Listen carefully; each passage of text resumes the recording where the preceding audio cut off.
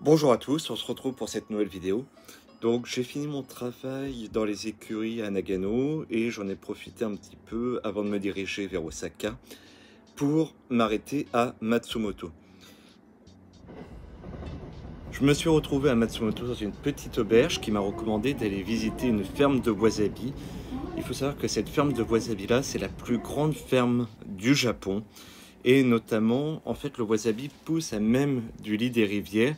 C'est une racine, du coup, qui ressort, qui donne des petites fleurs. C'est très sympa à voir. Alors, on est en hiver, donc il y en a un petit peu moins. Mais franchement, la croquette au wasabi devant les champs, c'était pas mal du tout. Par la suite, je me suis retrouvé devant un temple. C'était complètement impromptu, qui, a priori, avait plutôt lieu d'un kami autour du cheval.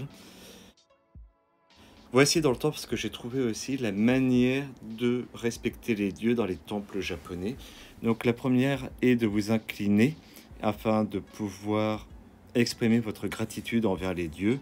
Ensuite, vous tapez 2 fois dans les mains et vous réinclinez. Je vous laisse faire pause dans la vidéo si vous voulez regarder un petit peu plus en détail ce que vous devez faire.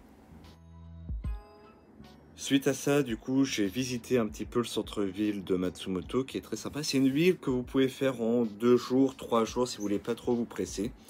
Il y a des endroits qui sont très sympas, comme le vieux centre de Matsumoto, où vous retrouverez une allée à côté d'un temple longeant la rivière, qui est très sympa à voir. Le thématique du temple est la grenouille, donc vous verrez plein de petites grenouilles un peu partout dans les magasins, c'est très très cool à voir. Puis, vous avez bien sûr le château de Matsumoto qui fait partie des 13 derniers châteaux encore d'époque.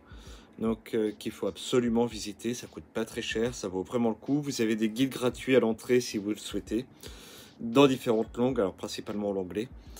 Et puis le soir, après, avec les copains de l'auberge, on s'est retrouvés. Puis on est sorti pour aller boire un coup dans un bar qui était assez rétro, qui était assez sympa. Voilà pour Matsumoto, je vous remercie d'avoir suivi mes vidéos. Et si vous aimez, n'hésitez pas à liker, à commenter. Et puis je vous dis à la prochaine. Ciao!